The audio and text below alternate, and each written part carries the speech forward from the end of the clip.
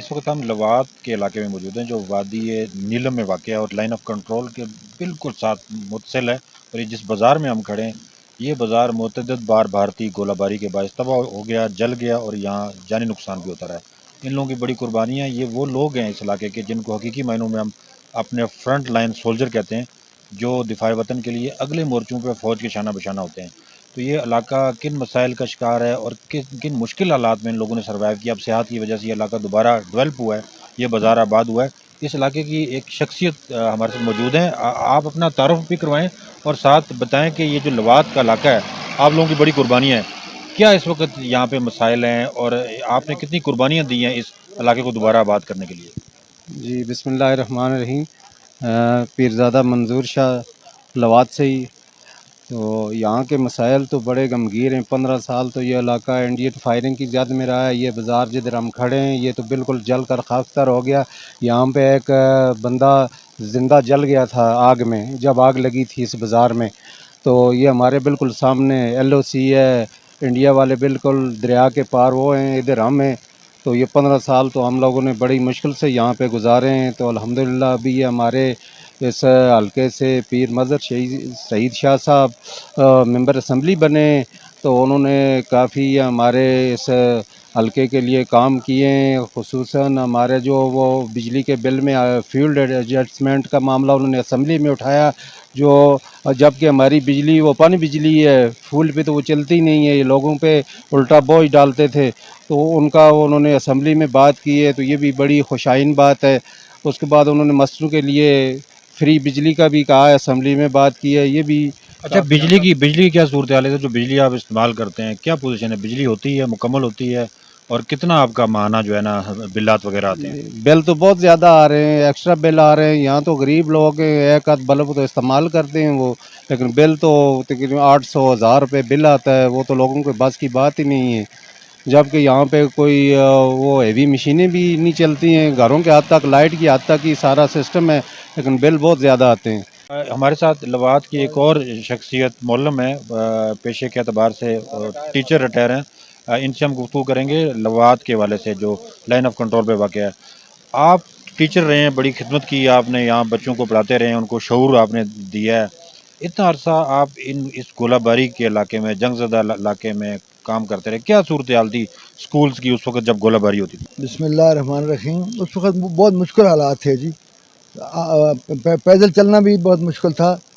तो लेकिन अल्लाह की मेहरबानी से हमने वक्त गुजारा है। तो अब हालात बेहतर हैं। तो हुकूमत जो है वो भी कोई ताउन वगैरह कर रही है। ठीक है, यानी अब आप समझ रहे हैं कि अमन हो गया है और अब वो अमन की वजह से हालात बेहतर हैं।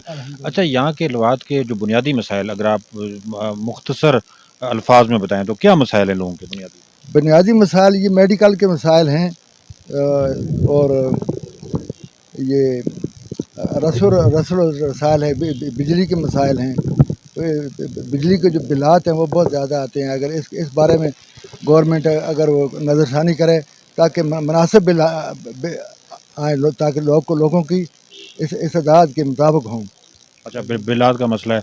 तो आपके यहाँ से नुमाइंदे कौन हैं? क्या कोई नुमाइंदे आपके यहाँ पे हैं जो आपके लिए कोई किरदार अदा कर रहे हैं? जी, पीर मदर सईद शाह साहब जो है ना, वो बड़ा अच्छा किरदार अदा कर रहे हैं। अल्लाह ताला उनको सलामत रखे।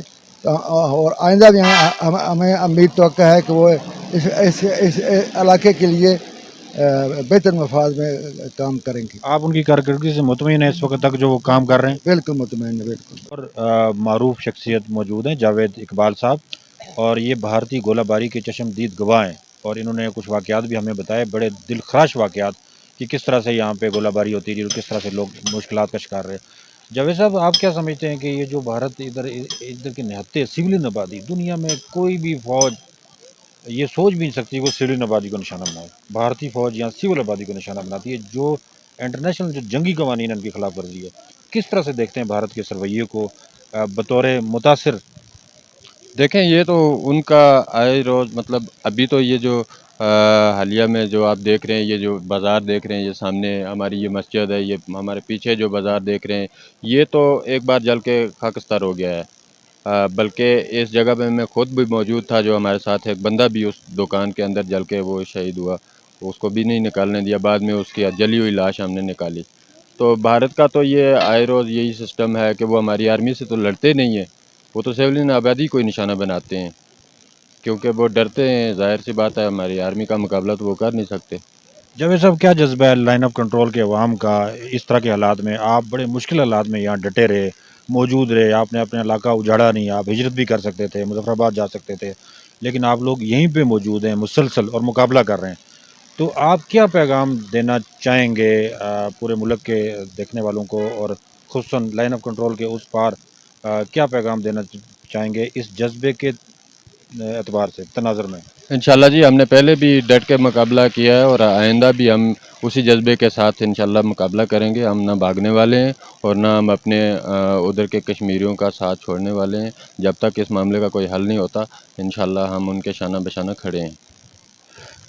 جی ناظرین، جیسا کہ آپ نے دیکھا کہ لائن آف کنٹرول کے عوام کے جذبات کتنے زبردست ہیں اس ملک کی حفاظت کے لیے، اور انہوں نے جو کردار ادا کیا بڑے مشکل حالات میں، اور طویل عرصہ یہ لوگ متاثر رہے گولہ باری سے۔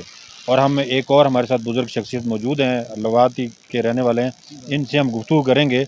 آپ یہ بتائیں کہ آپ کے علاقے کے جو بنیادی مسائل ہیں، گولہ باری کے بعد اب امن ہو گیا ہے، سیاحت بھی یہاں پہ فروغ پانا شروع ہوئی ہے، اور بازار آباد ہو گئے ہیں، کیا کس طرح سے آپ بتاتے ہیں کہ کیا مسائل ہیں آپ کے؟ بازار تو بات ہو گئی، غربت کی ساتھ بہت تکلیف ہے، مہنگائی سے ہم لوگوں کو جان ختم کر دی ہے، روز روز مہنگائی پڑتی ہے، کام نہیں ہوتی، ہم لوگ غریب لوگ کیا کریں گے؟ انڈیا کے ساتھ ہم لوگ ادھر مقابلہ کریں گے کہ اپنے پیٹ کے لیے مقابلہ کریں گے؟ ہم تو کچھ نہیں کر سکتے۔ اس وقت انڈیا کا جو نالا آ کر کے یہ سیلاب بنایا ہے، ادھر ہمارا گاؤں ڈوبنا والا ہے، ہمارے ساتھ کوئی امداد اللہ کی ہے اور وہ کسی کی امداد نہیں ہے۔ جا کر دیکھو نا، جھیل کتنا بنا ہے، پورا گاؤں بیچ آتا ہے وہ انڈیا کا نالا آ کر۔ اچھا، یعنی یہ جو پانی آ رہا ہے یہ آپ کیا سمجھتے ہیں کہ انڈیا نے جان بوجھ کے اس طرف جان چھوڑا؟ بوجھ کر نہیں چھوڑا ہے، وہ تو ان کا نالا ہے، ادھر ہم لوگوں کو جان نہیں دیں، خود بھی وہ آیا ہے نالا جناب، وہ آسمانی بجلی سے آیا ہے، تو پر ہمارا گاؤں جلدا ہے، گاؤں کو خطرہ ہو گیا ہے، اس وقت سیلاب بن گیا ہے۔ تو کیا آپ کیا سمجھتے ہیں کہ اس سے حفاظت کے لیے کیا اقدامات ہوں؟ اس کی حفاظت کے لیے گورنمنٹ خود حفاظت کرے نا، اس کو بند توڑنے کے لیے ہمارا اس وقت 100 گھر جاتا ہے، اس میں گھر تو جانے سے یہ پورا علاقہ اگر آباد ہوتا ہے۔ انڈیا تو خوش ہے کہ ادھر سے وادی ختم ہو، اگر ہم لوگ وادی سے چھوڑتے ہیں تو ہمارے 10 منٹ بھی ادھر کوئی نہیں آنے دیتا۔ ہمارے ساتھ لوات کنڈیاں کی ایک اور شخصیت ہے، ملک الف دین صاحب، وہ موجود ہیں، وہ کچھ بنیادی مسائل ہیں لوات کے، وہ بتانا چاہیں گے کیا مسائل ہیں بنیادی لوگوں کے یہاں پہ؟ مسائل بہت ہیں جس ہم بیان نہیں کر سکتے، لہذا بات ہے ہمارے ساتھ زیادتی ہوتی ہے نا بھائی۔ بے نظیر پروگرام بنا، وہ بھی ہمارے گاؤں کو پائن لوات اور کنے کو، یہ پورے 2 وارڈ ہیں وہ خالی ہے، اس کے گورنمنٹ نے کسی نے نہ بھی ادھر نہیں دیکھا ہے۔ ابھی احساس پروگرام ہے، وہ بھی 4 آدمی کو ملتا ہے، 10 آدمی کو ملتا ہی نہیں ہے۔ غریب لوگ ہیں ہم، نہ بھائی ہم بڑی مشکل سے گزارا کرتے ہیں، پھر بڑی مشکلات ہے نہ بھائی ہمارے علاقے میں، اور سرور دوبارہ کتنا جو ہے نہ بھائی ہمارے گاؤں کا تو احساس پروگرام وہ بھی ملے، اور اس کے بعد بجلی کا معاملہ بھی ہے، بجلی کی نہ بھی کبھی کبھی آتی ہے کبھی بھی نہیں آتی، اور اس کے بعد بلیں بہت آتی ہیں۔ ہمارا پانی کا مسئلہ ہے، کنیا اور لوات میں پانی کا بہت مسئلہ ہے، گورنمنٹ نہ بھائی تھوڑا تھوڑا پیپ دیتی ہے، وہ پانی دور سے آتا ہے، وہ ہمارے گاؤں کو پانی پینے کا بھی نہیں ہے۔ تو انڈیا بھی ہمارے سامنے ہے، ہم نے نہ بھی 15-16 سال انڈیا کا مقابلہ کیا ہے، اور گورنمنٹ کو ہم نے بتایا کہ ہمارا کوئی دیکھ بھال کریں، وہ انہوں نے کوئی بھی نہیں کیا نہ بھائی، آتے ہیں جاتے ہیں نہ بھائی، ابھی بھی ایسی حالات ہے۔ یہ جھیل آج بن گئی ہے نہ بھائی، یہ پورا گاؤں کو خطرہ ہے، آپ ادھر جا کر دیکھیں نیچے، تو یہ 200 گھر ہے، یہ کبھی بھی نہ بھی جانے والا ہے یہ علاقہ۔ ہاں، آپ نے دیکھا اور سنا کہ لائن آف کنٹرول کے نیلم ویلی سیکٹر کے عوام کا دفاع وطن کے حوالے سے کیا جذبہ ہے، اور ان کی قربانیاں کس قدر ہیں۔ ایک طویل عرصہ یہ لوگ مشکلات کا شکار رہے، اور اب علاقے میں جب امن ہوا ہے اور یہاں پہ سیاحت کا فروغ ہوا ہے تو کچھ حد تک ان کے مسائل حل ہونا شروع ہوئے ہیں۔ لیکن اس کے ساتھ ساتھ لوگوں نے یہ بھی ذکر کیا کہ حالات سدھرنے کے باوجود یہ بنیادی مسائل ان کی ابھی بھی جو ہے نا حل طلب ہیں، جن میں بجلی کا مسئلہ ہے، اور اس کے ساتھ ساتھ انہوں نے کہا کہ احساس پروگرام جس میں غریب لوگوں کی شمولیت کی جاتی ہے، یہ لوگ احساس پروگرام میں مکمل طور پہ نظر انداز ہیں۔ اس کے ساتھ ساتھ روڈ کی خستہ حالی کا لوگوں نے ذکر کیا، اور ساتھ ہی مقبوضہ کشمیر سے آنے والے پانی سے جو اس علاقے میں جھیل بن رہی ہے، تقریباً 200 سے زائد گھر متاثر ہو رہے ہیں، اس پہ بھی انہوں نے توجہ دلائی کہ جو بڑی الارمنگ صورتحال ہے۔ ضرورت اس امر کی ہے کہ حکومت ایل او سی پہ جو دفاع وطن کے فرنٹ لائن کے ہمارے سپاہی ہیں، ان کے تحفظ کے حوالے سے اقدام اٹھائے، جو ہر حال میں دفاع وطن کے لیے یہاں پہ ڈٹے ہوئے ہیں۔ سعید الرحمان صدیقی، لائن آف کنٹرول، وادی نیلم، آزاد کشمیر۔